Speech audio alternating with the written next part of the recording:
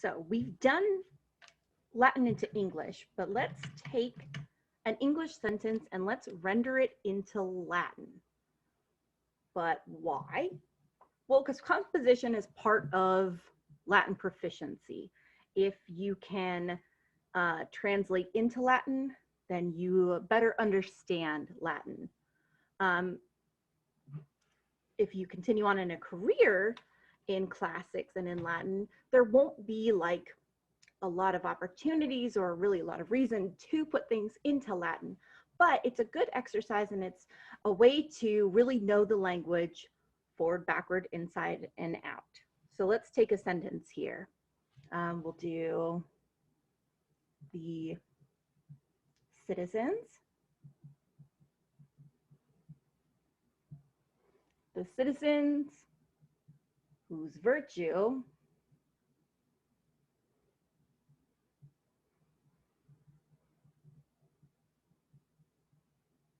you praise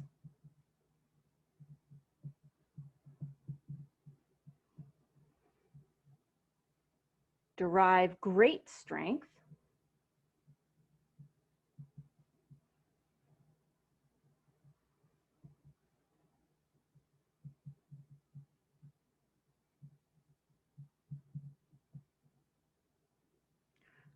from which books?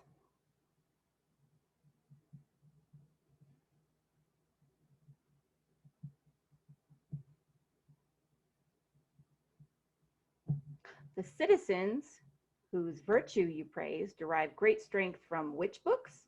So we have a question here. So the question mark indicates to us that at some point we're going to need to use an interrogative pronoun because we have which here. We could use some other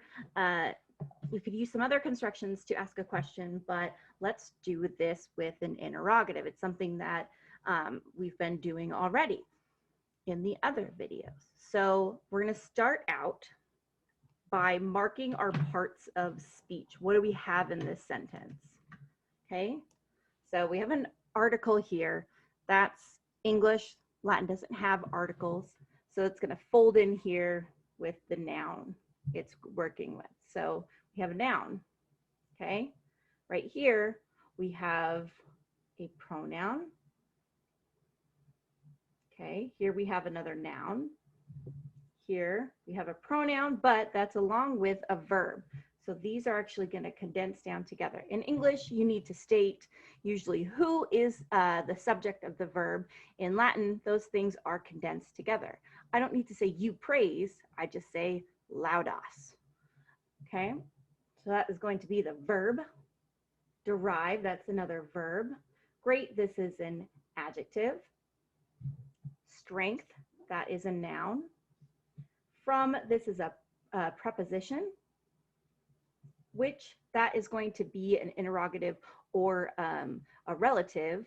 This is the actual question here. Which books? Which books is the kernel of the sentence here. Which books are they? So this is going to be the interrogative pronoun or the interrogative adjective. Okay, and books, that's another noun. So what are some things that we have in this sentence? Well, the sentence overall, we'll make a list. Okay, so the sentence overall,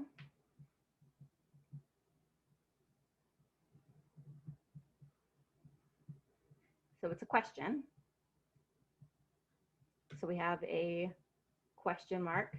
We also know that we need to use an interrogative.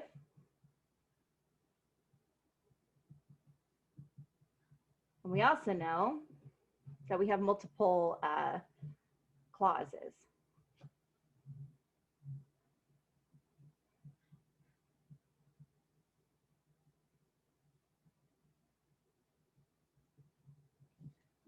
Okay, so what are our clauses? I added in some commas because that's typical of English grammar to kind of help us here. Whose virtue you praise, this right here, this is a relative clause. Okay, so it's a clause that has our relative pronoun in there. Also, it's a clause with the relative pronoun that is giving us more information. Okay, So we have a relative clause. We can lift it up out of the sentence and the sentence still makes sense. It's not a main clause, it's a dependent clause, okay? Whose virtue you praise, the citizens derive great strength. We also have this right here. This I would put together from which books? And then the citizens derive great strength. This is another clause in itself, okay? So we have like a little ablative clause here. We have just a standard sentence here. Well, just a standard independent clause. The citizens derive great strength. We have our relative clause, giving you more information about what's the thing that the relative pronoun needs. Relative pronoun needs an antecedent. It's giving you more information about the antecedent here. The citizens, okay? This is an antecedent. Antecedent to whose here. So what's something that we're going to need to keep in mind about these two when we translate them into Latin is that these will need to agree in gender and in number, not necessarily in case, okay? So let's kind of see. We have great here. So I'm going to put a little star by great. Great is an adjective or a modifier. It's modifying strength here, all right? So let's look at our verbs and figure out, you know, the subject of our verb. Maybe we'll work through the tense, the number, everything like that. All right. So the citizens whose virtue you praise. You praise. Okay. So this is what tense? This is present. There we are. Present tense. Active, indicative, etc. It is second person, singular. Okay. So we're going to just use the, we're not going to need any, for this one anyway, we're not going to need any tense indicators because it's just going to be in present tense. It's just going to end in S. We don't have to worry about ba or bis or anything like that. Okay. So this, we'll go through our vocab in a second and pull out a word for praise. Our next verb is going to be derive. So derive here, right here, we have the subject of the verb right next to it, you, second person. Went right through it, oh well. Derive is not right next to its subject. What is the subject of derive? The citizens. The citizens are the subject of derive.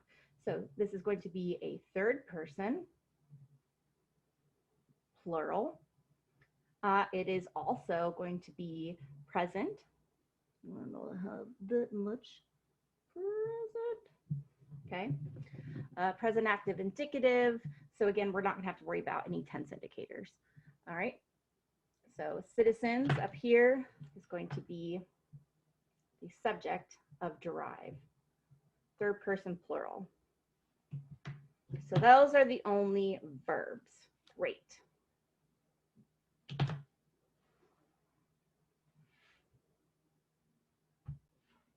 So we have quite a few down here. We have quite a few things that are going to be in the ablative. Generally, when you have, you know, anything that's following the verb is usually going to be like a direct object. So you're going to need something in like the accusative. These, however, are going to be in the ablative, and that's because the verb that we're going to use here for derive, detraho, is it's a verb that takes the ablative because it is a verb of separation. And when you have things that are like verb of separation or movement away from, you need to use the ablative because that's one of the ways that you use the ablative, okay? So great strength, this is going to be in the ablative. And then we have a separate little ablative phrase here for the question. From, this is our preposition. We're going to use something like probably day, which is from, away from, or not away from, but like about, concerning, with regard to, from, which is also going to be because it has this preposition here. We're talking about getting something out of another thing. We need to use the ablative. This is going to be in the ablative, and then this will need to be in the ablative because we're talking about getting it from the books, getting it from which books. We need to have that in there to make this a question. If this weren't a question, and this were just a sentence, the citizen whose virtue you praise derived great strength from books, we would just have from and books there. We wouldn't need to put in an interrogative. We would just have like de libris, libre, or de libro. Bleh. All right, let's look and see. The virtue up here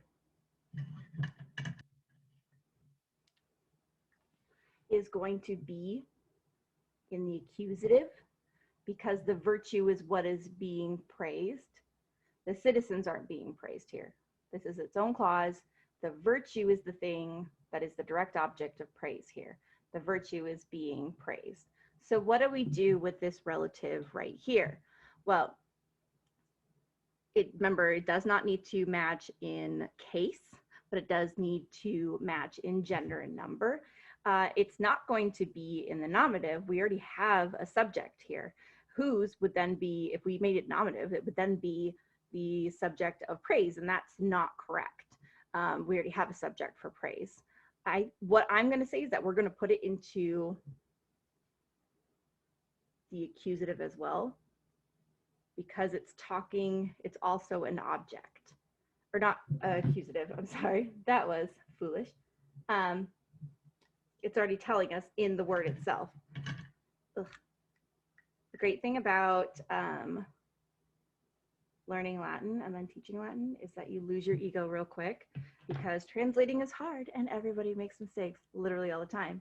What's great is correcting your mistakes and having the being humble enough to admit that, like, whoops, that's a mistake. JK, we're gonna do something different. Okay, who's right here is telling us that it needs to be in the genitive. Okay, of whose, of whom, it's their thing.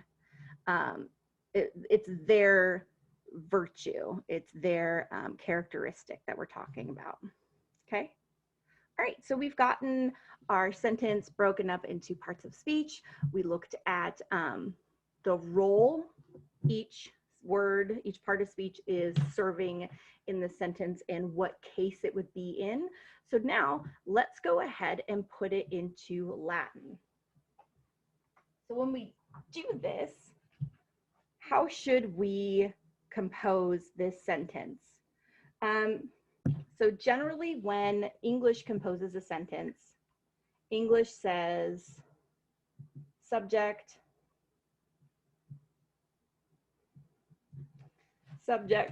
verb, object.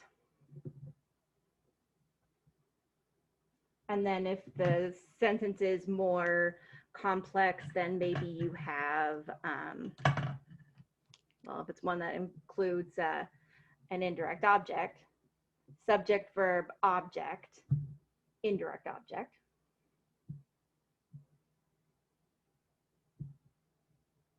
Okay, so like I gave the mail to the mailman. And then you get things like adverbs. So I gave the mail to the mailman quickly, hastily, promptly. Then, yeah, so that's kind of a simple sentence. Latin likes to do something, oh, and if we have like things like modifiers, modifiers tend to come before objects. In a lot of Romance languages, the modifier comes after, but yeah, we'll put in modifier.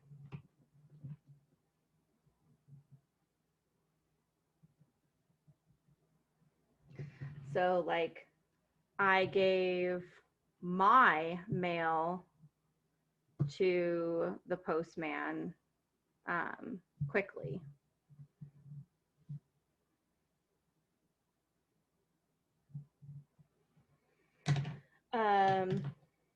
Or like, and if we need to add in prepositions, the postman took my mail.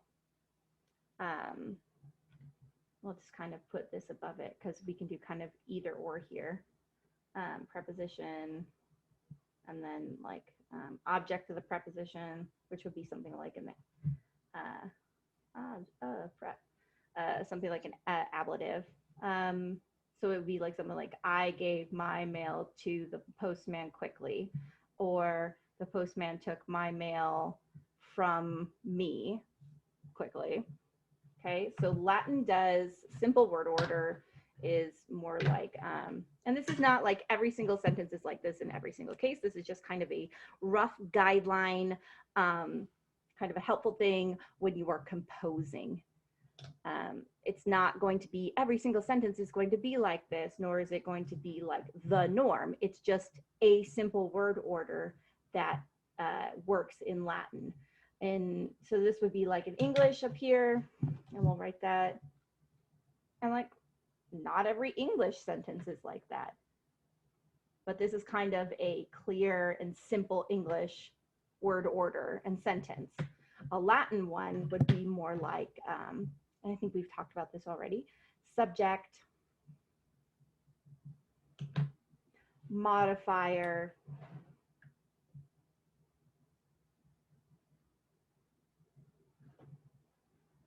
indirect object,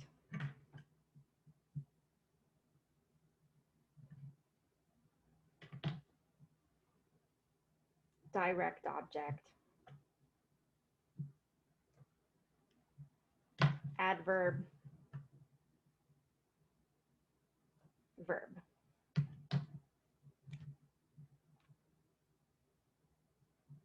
With things like prepositions following with the noun they govern. So either with the direct object or there's special constructions, but like, so things like in simple sentences, you might see like some ablative clauses here or like at the very end. So how would this look with the postman example? So like, I gave my mail to the postman took my mail from me. I, and then a modifier, we'll use my, my, to the postman, my mail quickly gave. Or the postman, my, to, or from me, so I'll put that up here, the prep and the, if we don't have like an indirect object, but you have a preposition and an object or object of the preposition. The postman, my, from me, the mail, quickly he took. So it's a lot different than how you would have it in English. Now, does this mean that this is the only way that the Latin sentences will be composed? No. You can have a sentence that is all sorts of mixed up, like sometimes these will be inverted. You can have the verb at the very beginning, although it's more usual to see it at the end. You can have it literally in any order, and the reason why you can have that is because Latin is specific. It's so specific. There are endings for every usage. Things like, oh, this is kind of a, thanks, Kat. This is kind of a little indication of why, not why one language is better than the other, but a way that English can be confusing in a way that Latin cannot. So there is this, it's kind of like one of these funny pictures that says, so don't worry. What is it? Is it don't worry?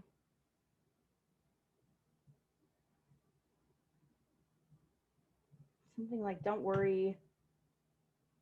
Oh, it's you matter.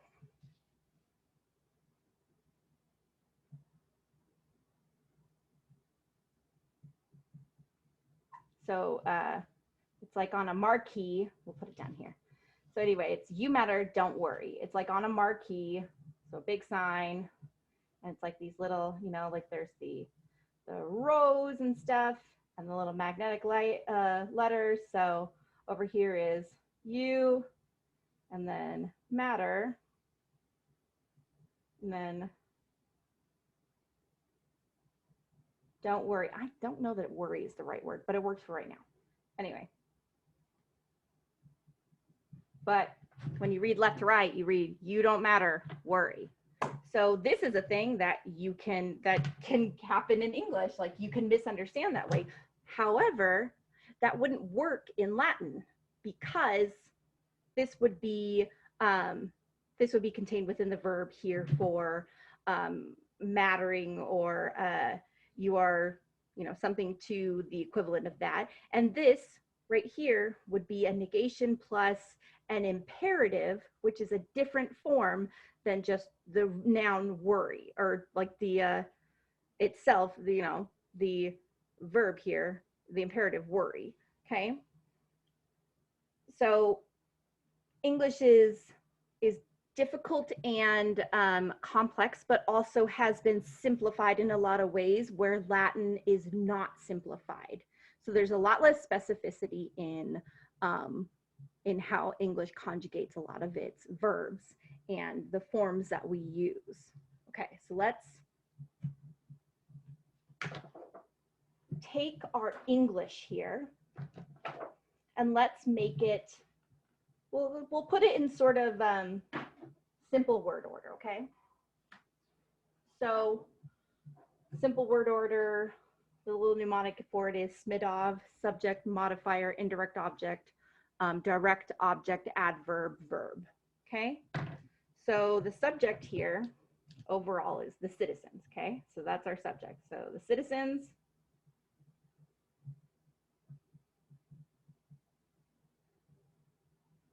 so there's our S, modifier. Do we need a modifier? We don't have a direct modifier on citizens themselves, okay? So we'll go, yeah, we'll just do it this way. But we can put, because this is the pronoun here that needs to have that antecedent, we can put this. Citizens, we'll put our little thing, whose. So subject would be first here in this next little clause, but the subject is within the verb, so the verb's going to come last. There's no modifier in this clause.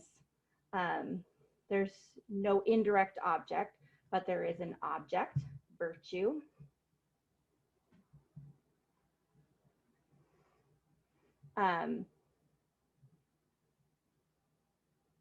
There's no adverb here, so don't need to worry about that. And there is, in fact, a verb. So whose virtue, just kind of go you, just because that's the subject of the verb here. You praise. And that is that little clause right there. We've got a subject going.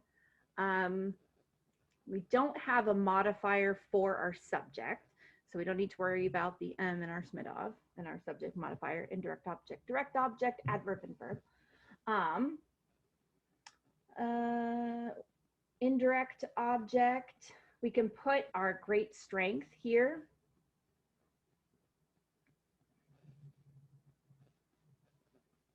And it doesn't really matter if we put this first. We're going to put these together, this first or this little thing first.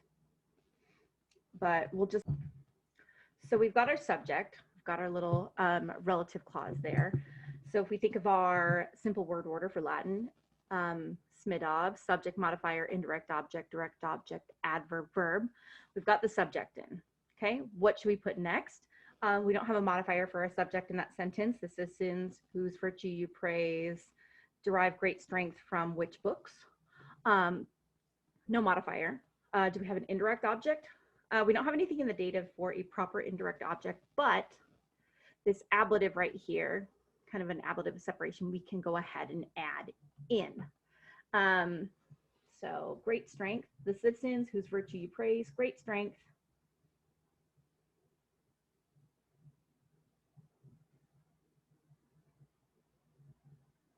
And then, so what about this little object of the preposition, this little clause, its little phrase right here? We're gonna do something different with that one. So we're gonna hold off and do something different at the end with that, okay? So we've got great strength. We don't have any adverbs. So the next thing in that SMIT-off is verb. So drive.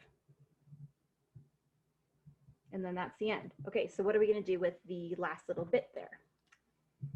We're gonna take this little phrase right here, and we're actually gonna put it at the very beginning of the sentence, which, you know, why are we gonna do it that way? I thought subject comes first. It does. And really, like I said, we can have it in whatever order because Latin is highly inflected. It's very easy to see which words go with which and in which order because it's highly specific, it's highly specified. Parts of speech are different forms, uses are different forms. It's kind of difficult to confuse things for each other. It's possible, and you know, you do it as a student, absolutely you do it as a teacher. But there's a lot more freedom as far as word order in Latin than there is in things like English.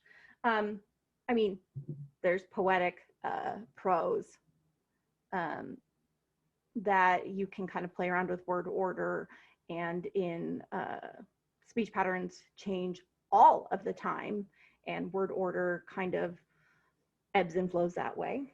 So what we're going to do right here is that one of the things that Latin does, or that you see in Latin, is that, yes, sometimes the subject goes at the very beginning, but often you have the most important things, kind of your like headline news goes at the very beginning, or things that are, you can kind of prioritize, like the things I need you to know first, the urgent things. So the kernel of this sentence is from which books? Okay, so like where are the books coming from? This is the thing that contains the actual question in it. The which, the interrogative here, is what makes it a question. So we're going to take this and we're going to pop it at the very beginning so that it's indicated in the sentence right away. Oh, this is a question. I know right away it's a question. We do this in English too. So who, what, where, and why. Those are question words, and they go at the very beginning of the sentence. So you know exactly like what I'm setting up here. And you know that it's going to be a question. So this, we're going to put it at the beginning so it's an indicator that this is a question. From which books do the citizens whose virtue you praise derive their great strength? Okay. All right, so this is, we've taken our English word order here, the citizens whose virtue you praise derive great strength from which books, and we've kind of swapped it from which books the citizens whose virtue you praise great strength derive, and put it into a Pseudo-Latin word order. Okay, so now we're going to go through, we're going to find Latin words for these, we're going to decline them and conjugate them, and then figure out where they go in the sentence, or not where they go in the sentence because we already found that, but which forms we'll use, okay? So let's start with citizens, okay? So citizens, what word do we use for citizens? There's a few we could use. We will go ahead and use civitas, civitatis, okay? So civitas,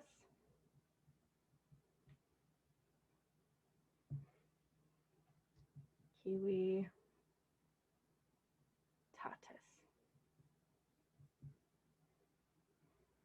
So this is a noun. It's a third declension, and it's feminine. Okay? So it means community, city, town, state, citizens. Okay? So this is our nominative form. This is our genitive form. So let's go ahead and decline this. So our nominative form is here. Nominative singular form anyhow. So civitas.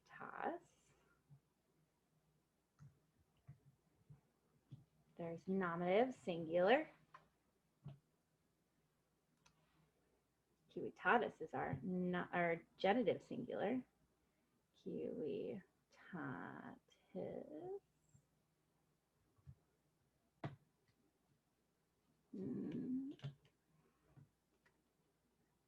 Dative. Civitati.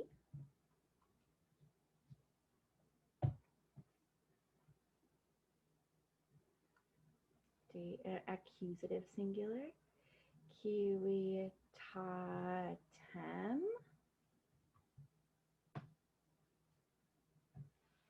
Grab my other pen. And civitate. So there's, that's an E, make that real clear. Now let's go ahead and put in the plurals. So this is a third declension, so it's going to end civitates.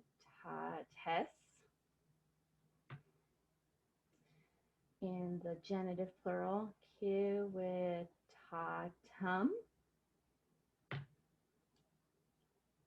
Civitatibus.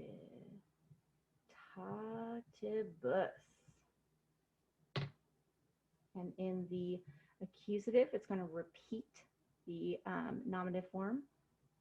Civitatis.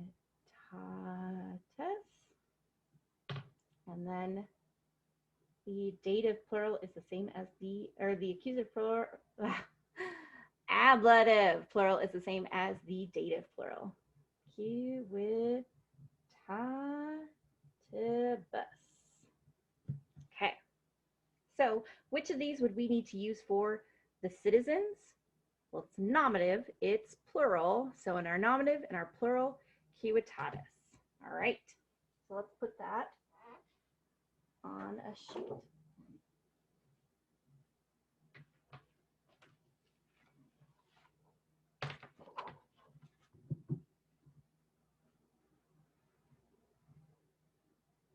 Civitatis. Great. All right, the citizens. Excellent. Now we need whose. So we need to refer to our relative pronoun chart. Okay. And not only do we need to refer to our relative pronoun chart, but we need to look at our antecedent as well. And what did we know? What did we find out about our antecedent? Our antecedent is a feminine and it's plural. So those are the two things that we need to match here. Our relative pronoun needs to be plural and feminine. So we'll go over here to plural, and the middle here is feminine. And we already decided that it is it's genitive. So we're going to need our genitive plural, feminine, quorum.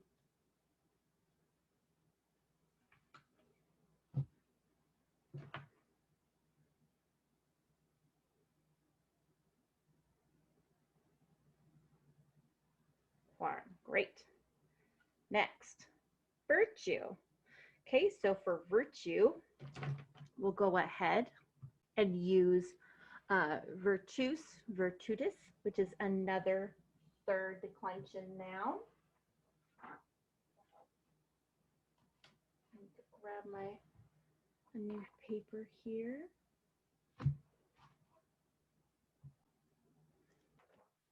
Let's pull, we'll put this one down. So the word is virtus, virtutis, virtutis.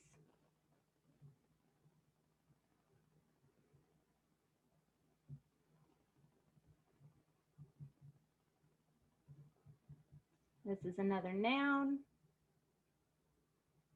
virtue. It's another third declension, and it's another feminine. Okay, so we have our nominative form right here, virtus. Our genitive form right here, virtutis.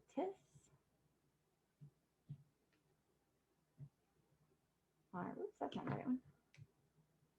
Our dative, virtuti.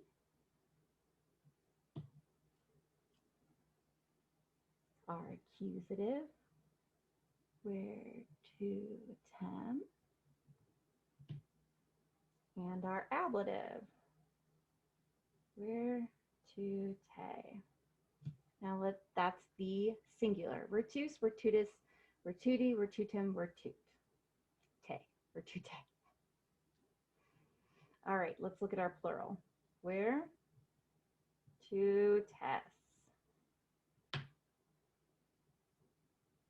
Virtutium.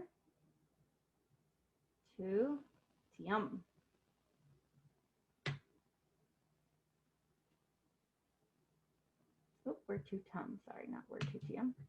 Virtutum. Big U here. Virtutibus.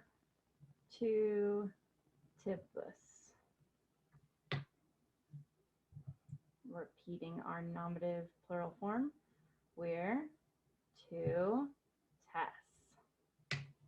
And our ablative. Virtutibus. All right, so what form do we need for virtue here? We need singular and ablative. So let's locate our singular ablative. Singular, ablative. Virtutem.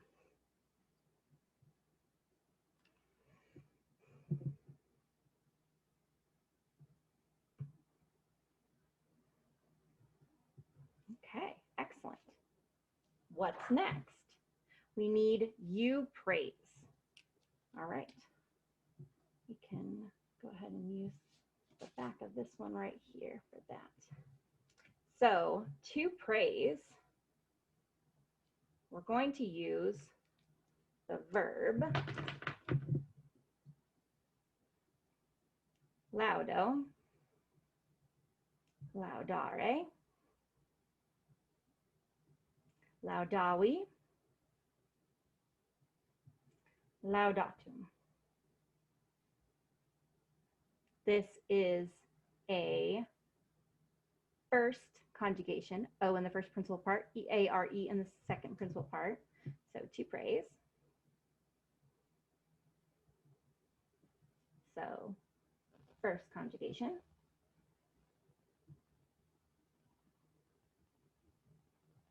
We're just going to go ahead and conjugate that in the entire present system. Okay, so what do we need for present system? Present system requires the present active stem, which we get from the present active infinitive, the second principal part. Okay, so what do we need to make our stem? How do we do it? We need to take off the terminal RE here. That's what's called the thematic vowel. L-A-U-D is our stem. Our vowel is A. So let's make our little charts. So here's present. We have first person, second person, third person. Singular, plural. It's the right, small, and legible challenge. Let's see how I do. We have imperfect. First, second, third. Oh boy, not off to a great start. We'll just do it like that. We'll say, like that. Yeah, that'll work. Oh boy. Put the pressure on way too early here. Okay, singular and plural, and then we'll put future down here.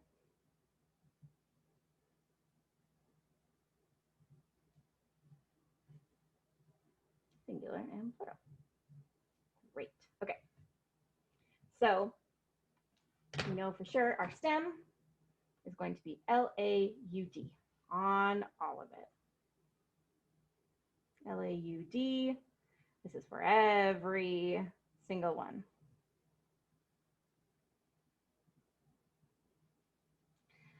So the words that you get from laudo, laudare, laureate, laud, when you laud someone, applause, oops, say the word applause, I'm gonna write the word applause. Let's see, laureate, what other words? I already said applaud, applause, anything that's like that. Dang it, that A is very strong in my head.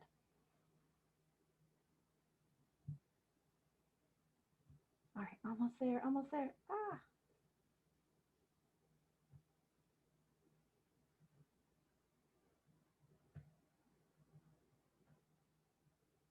Okay. Ugh.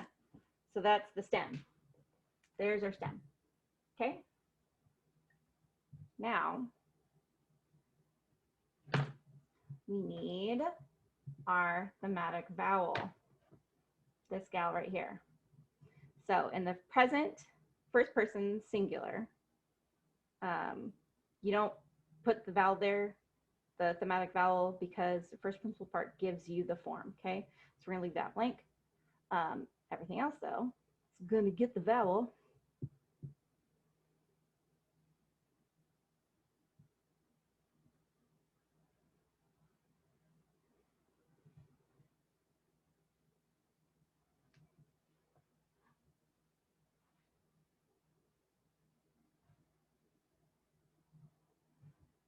Okay.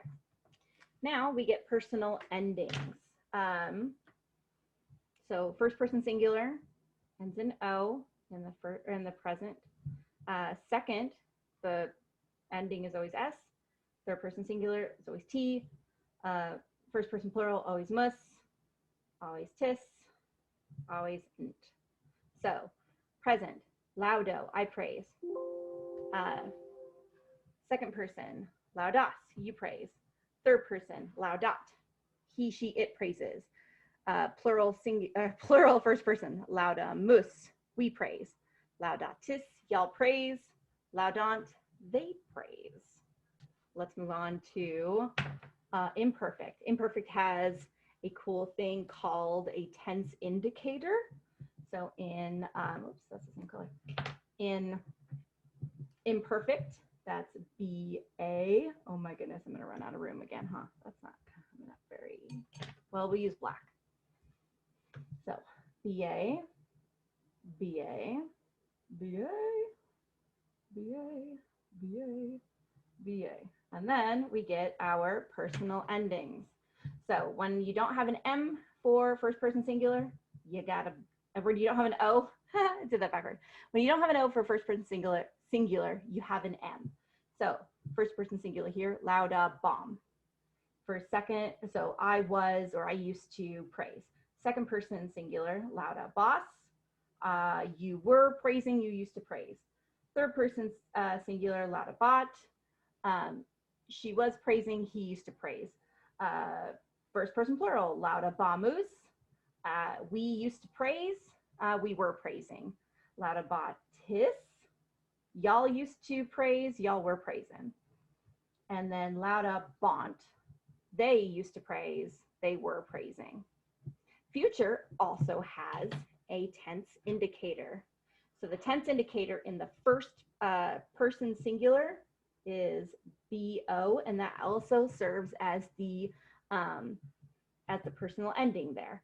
In everything else, it's BI, BI, BI, BI, except for third person plural, which gets a BU. So first person plural and first person singular and third person plural get something different. So it's lauda bo, I will praise, lauda bis, you will praise, lauda bit, it will praise, lauda bimus, we will praise, lauda bitus, y'all will praise, lauda bunt, they will praise. So what is the form that we need for our sentence? We need the present active indicative form, So we need to look at present, and we also need the second person singular. Okay, so present, second person, laudas. That's the verb that we need.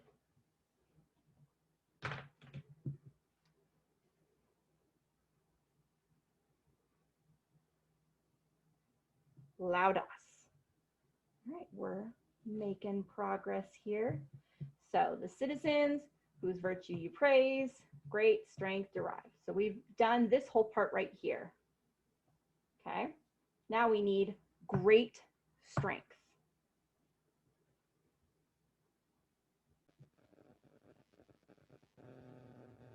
So we've got our verb on there. Now we need great strength. So great. Oof. We'll use the verb, or not the verb, sorry, the modifier slash adjective, magnus. So there's magnus, magna, magnum. So that's masculine, that's feminine, and that's neuter. Because, so our adjectives have a masculine, feminine, and neuter form because they have to agree with their noun in gender, number, and case. So we'll use one of these three for great. We need also to have, we need to pick a noun for strength because we need to know what gender we're going to, what gender adjective we're going to need here. So we're going to use the verb or the noun. I don't know why I keep trying to invert those. Probably because this noun starts with a V. So this is great. We're going to use the noun this, virus. That might look familiar. Yeah, there's weird, there's man in there. But this third declension noun is surprise, unfeminine noun. So this is strength, force, power, might. So we're going to decline these together. So which, our noun is feminine, so we're going to need to use the feminine form of magnus, magna, magnum up there, okay? So great strength, magnus, whoopsies, what's up with the pen? There we go. Magnus, or magna, sorry. Magna, wis.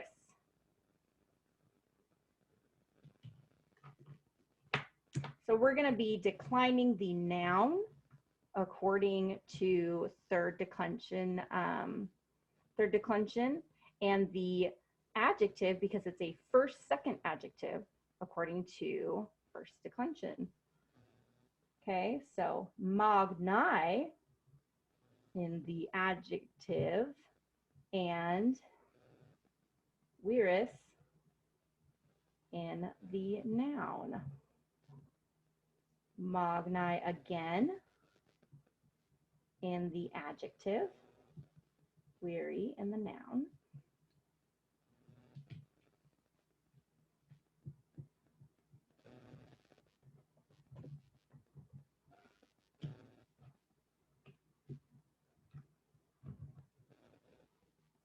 Magnum in the adjective, virum in the noun, and magna, whoopsies, in the adjective, where a in the noun. Okay, in the plural, magni,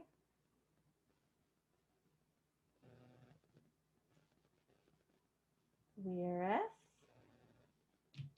In the genitive, magnarum,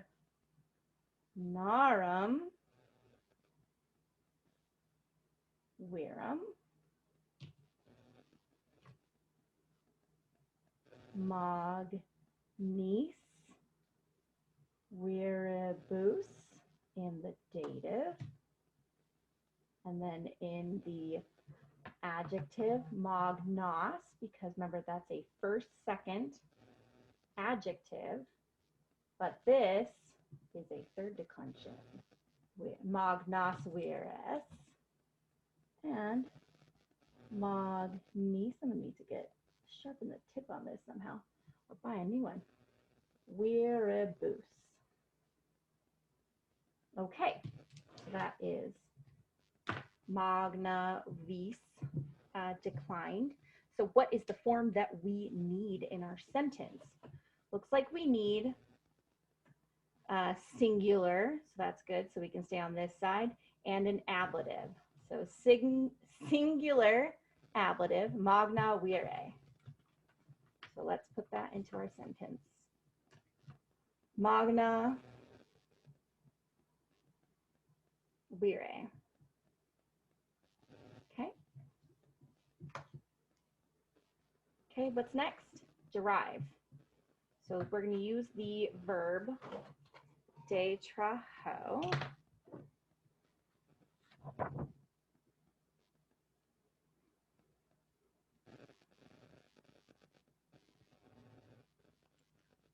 Oh, come now. Detraho.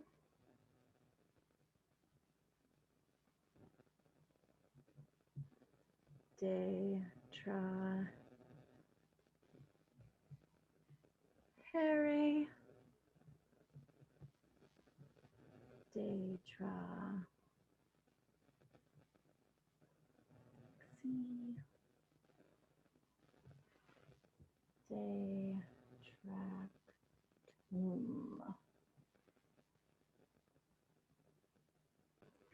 So this is, if we look at our ending of our first principal part and the ending of our second principal part, we'll see that it ends in O and ERE, meaning this is a third declension. Or declension. Will I ever not get those? They're not confused in my head. I just sometimes say the wrong one. My brain's thinking conjunction, but my mouth says declension. Third conjugation. Okay? So, oh, and this means, so to derive, also it's like to drag out, to draw out. We'll just leave it with to derive because that's what's on our sentence. Okay. So again, we're going to need to conjugate this in the present system here. So what are we going to need? We're going to need our stem. So it means we're going to need to chop off the ERE. Also, we're going to need to keep in mind that in the third conjugation, in the present, we use an I instead of our thematic vowel. Okay, so our stem is detra. Right? So we're going to have present.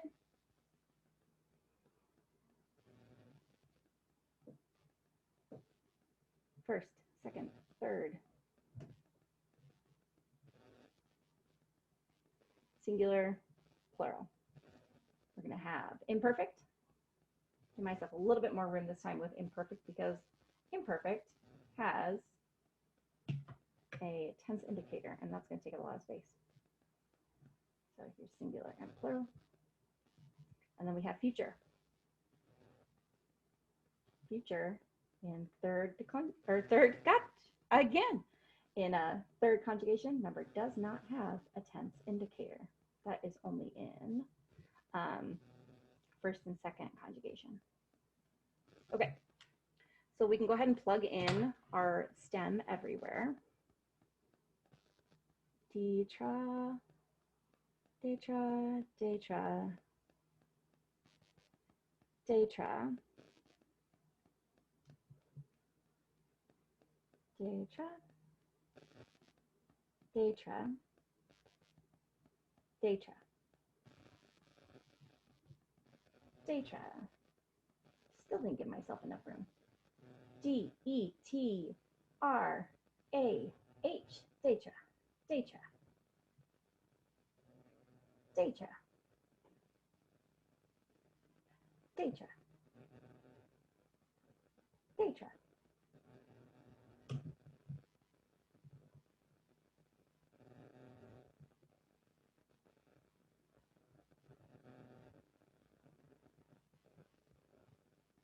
Detra. Detra. Detra. Okay. So in the present, if we're not going to use our thematic vowel, what vowel do we use? We use I instead. So I, or well, not for first person singular. First person singular is given to us in the first principal part of every verb. So we'll put an I in for our present, except in our third person plural, which gets a U. Okay, so then after we have the vowel all plugged in, then we plug in our personal ending. First person singular doesn't need to put in personal ending. It's already there. S for second person singular. So first person singular, detra ho, I derive. Second person singular, detra his, you derive. Detra heat, it derives. Detrahimus, we derive. Detrahitis, y'all derive. Detrahunt, they derive. There is your present. Imperfect, you get to use your thematic vowel. So we're going to pop in that E all the way through. And what comes next is the tense indicator, because regardless of your conjugation, imperfect puts a tense indicator on all of them. Imperfect is a very consistent tense. Okay, so we have our tense indicator, and then we just pop our personal endings on the end. Detrahebam. This is I used to derive, or I was deriving. Detrahebas. You used to derive, you were deriving. Detrahebat. She used to derive, she was deriving. Detrahebamus. We used to derive, we were deriving. Detrahebatis.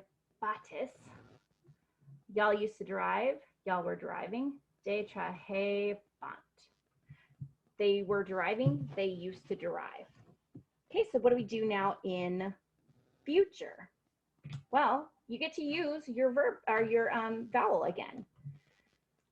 E.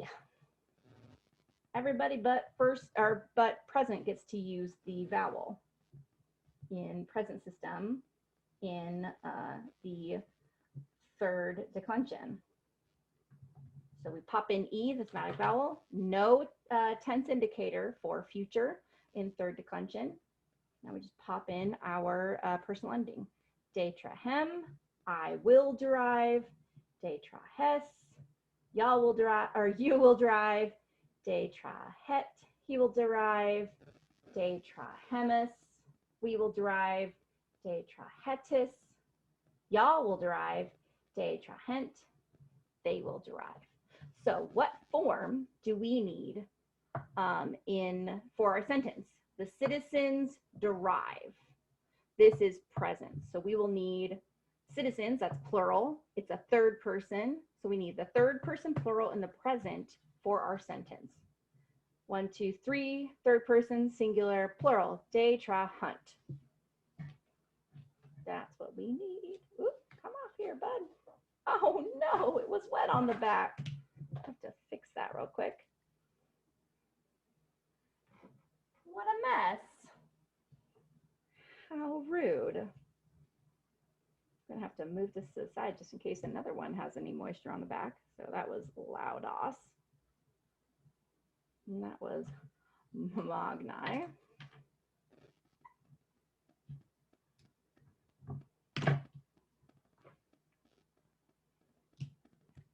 So we need third person plural. Detrahunt.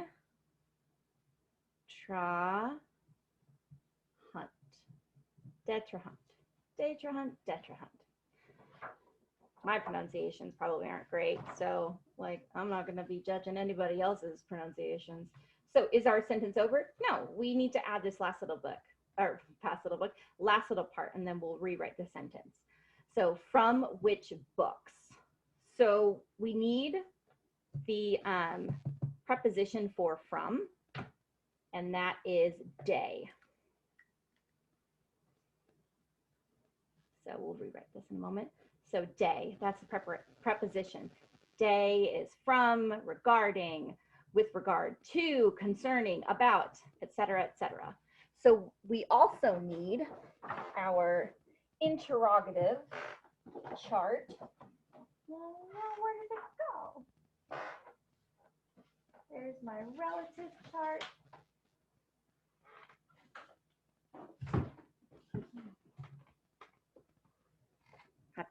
Found it. Okay. So this is our interrogative chart. We need to have plural, and we also need to find a word for books here, and so we can get the gender. So we know which of the interrogative pronouns / adjectives to use.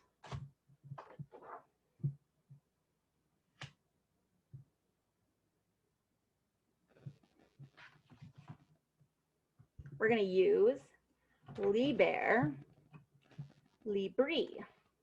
This is a second declension masculine noun.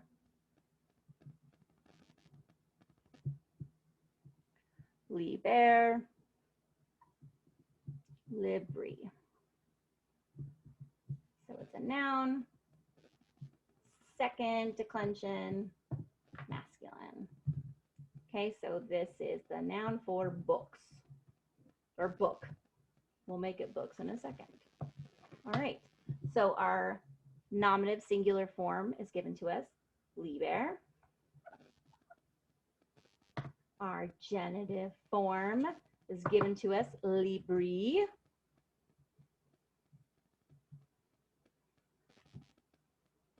Our dative form is libro. Our accusative singular form, librum. And our ablative singular form, libro. Doesn't first, second declension seem so quaint now after doing like a complex third? Our nominative plural, libri. Our genitive plural, librorum.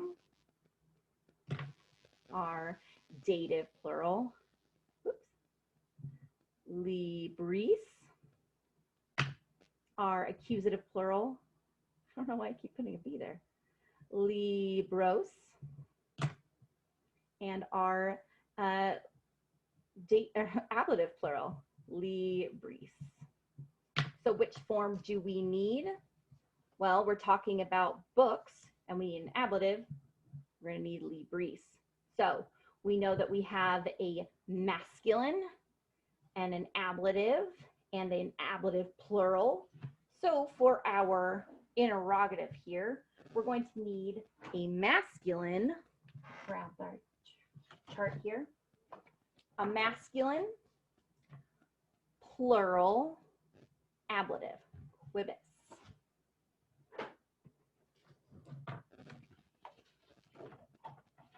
De quibus libris. So to write this all out, because we want from which books to be at the very beginning, de quibus libris. From which books, and then civitatis, the citizens. So this, remember, this is first to indicate to your reader that this is going to be a question. De quibus libris.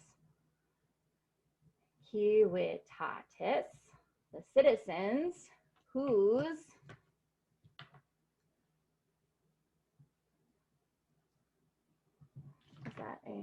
Yes, quorum. Quorum of whose, or whose virtue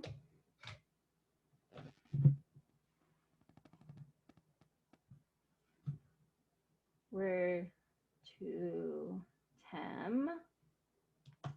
laudas, you praise.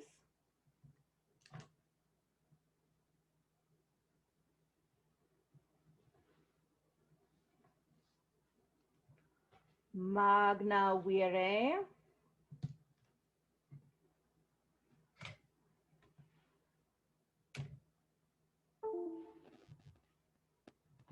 apologies, the camera battery died. So magna vire, so great strength. They derive de tra hunt.